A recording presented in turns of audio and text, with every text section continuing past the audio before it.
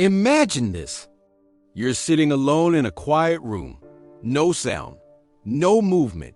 Just you, your body, your breath, your mind. 10 seconds pass. Then 30. A minute. Suddenly, an itch crawls up your spine. Not a physical itch, a psychic one. The room hasn't changed, but something inside you begins to panic. You reach instinctively for your phone, only to find it's not there. You glance at the window, the door, the clock, anything. Anywhere but inwards. You've been alone with yourself for 60 seconds, and already you're fleeing. Why? Not from pain, not from danger, but from stillness, from silence, from yourself. What are you really running from? You tell yourself it's boredom, but boredom is a lie. Boredom is just a masked distraction wears to hide the terror of presence. The truth is, being alone with your thoughts feels like drowning, like being swallowed by something ancient and unnameable. So you run to Twitter, to TikTok, to YouTube, to notifications, to noise. You scroll not for pleasure, but for anesthesia. Each swipe is a tiny prayer. Please, don't let me feel too deeply. Don't let the silence find me. Now ask yourself, when was the last time you did nothing, truly nothing? No screen, no stimulation, no music, just you breathing, watching, being. Do you remember? Or has that become impossible? There's a paradox lurking here, one so quiet you might miss it. Never in history has the human mind had more freedom, more tools, more information. And yet never have we felt more enslaved. Never have we been more fragmented, more distracted, more lost in the labyrinth of our own escape routes. You scroll for freedom, but you become a prisoner of choice. You click to connect, but your soul is starving for real intimacy. You consume to feel alive, but every bite makes you hollower. And perhaps the most terrifying part, you know this. You feel it in the aching restlessness that stirs when the Wi-Fi drops, in the gnawing emptiness that follows hours of endless entertainment, in the insomnia that comes not from stress, but from the absence of silence all day. Your soul is signaling, but you're too occupied to notice. We often speak of addiction as something external. Nicotine, alcohol, gambling. But what if the most pervasive addiction of our time isn't a substance at all? What if it's distraction itself? Not just the occasional procrastination or the mindless binge, but a deeper dependency.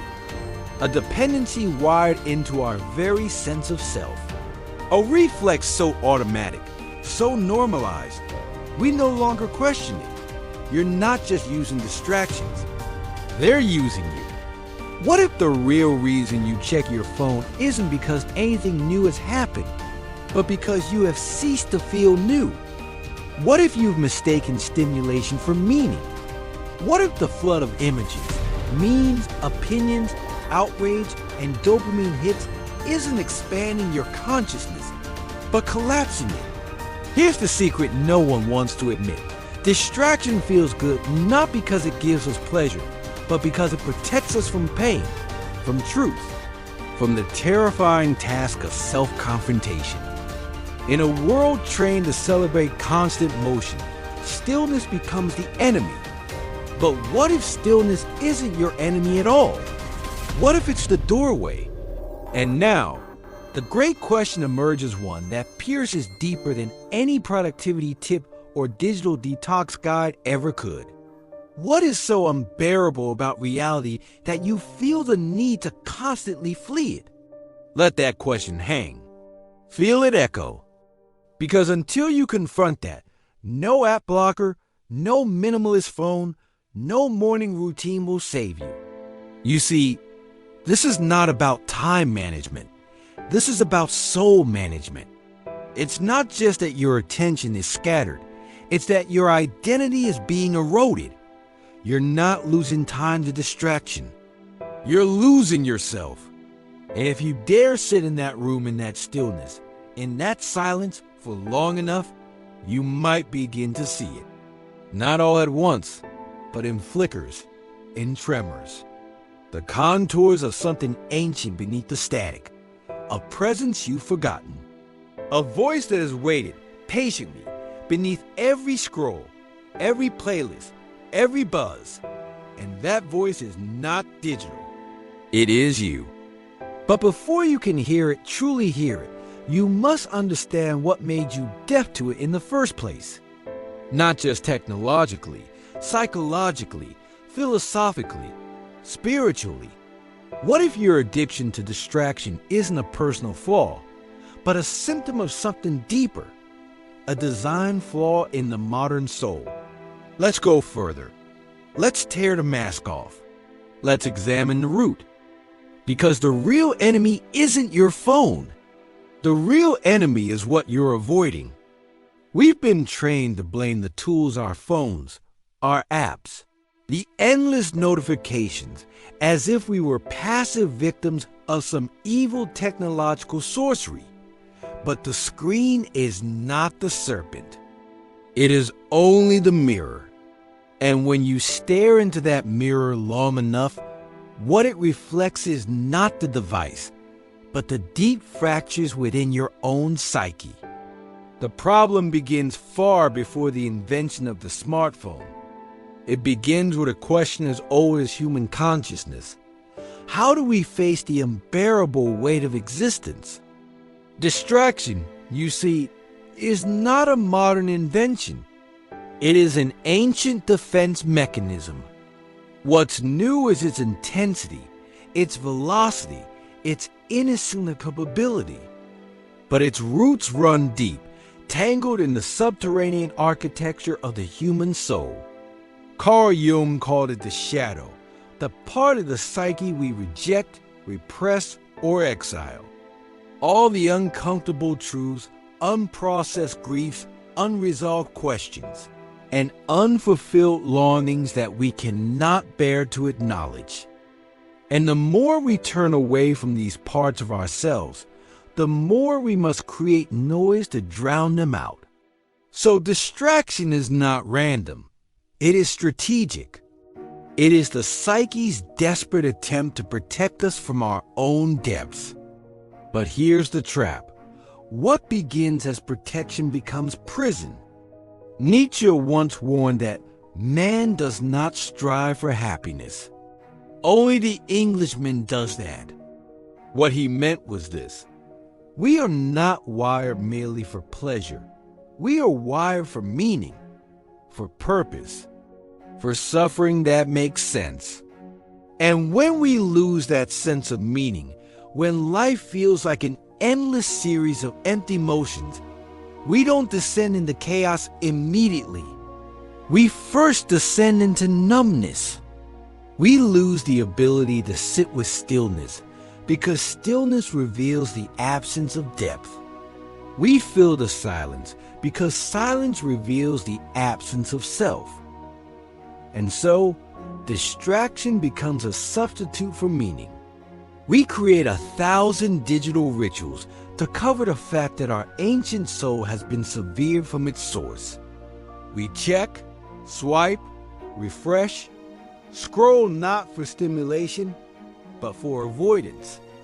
Avoidance of mortality, of loneliness, of insignificance. Avoidance of the fundamental terror that beneath all our busyness, we may be nothing more than flickers of meat and thought, wandering through an indifferent universe. Arthur Schopenhauer once described human life as a pendulum swing between pain and boredom. And that boredom, he argued, is not a light inconvenience. It is a confrontation with the void. The mind, when left unstimulated, turns its gaze inward.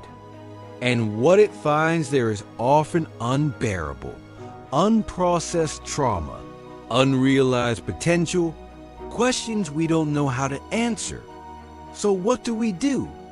We sedate, we consume, we distract, and society rewards us for it.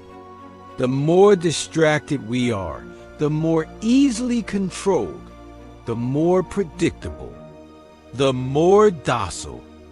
But underneath this lie a deeper psychological tension.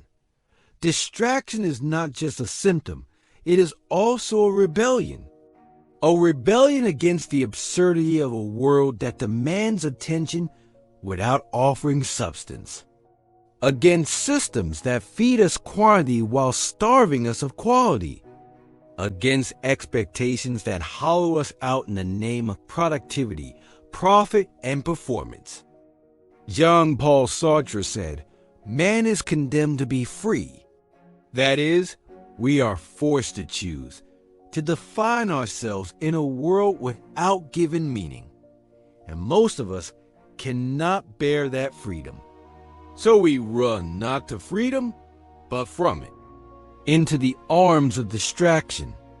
Because distraction offers the illusion of movement without the responsibility of direction. You are busy. You are engaged. You are connected. And yet, underneath it all, you are drifting. Viktor Frankl, survivor of the concentration camps and father of logotherapy, discovered something profound in the midst of unimaginable suffering. Human beings can endure almost anyhow if they have a why. But distraction severs us from the why. It deadens the search for meaning by replacing it with instant gratification. It numbs us to the pain of existence by replacing it with entertainment. It gives us escape, but never arrival. We are not addicted to distraction because we are lazy. We are addicted because we are afraid. Afraid of what we might see if the fog cleared. Afraid of what we might feel if the music stopped. Afraid that underneath all the layers of identity, achievement, and persona, there may be nothing. But that is the great lie. The void you fear is not empty. It is full of truths you have not yet dared to face. And this is where the philosophical deception occurs. We have confused silence with absence and distraction with life. We have inverted the sacred order. We have made noise our sanctuary and quiet our enemy. But only in the quiet can the soul begin to speak.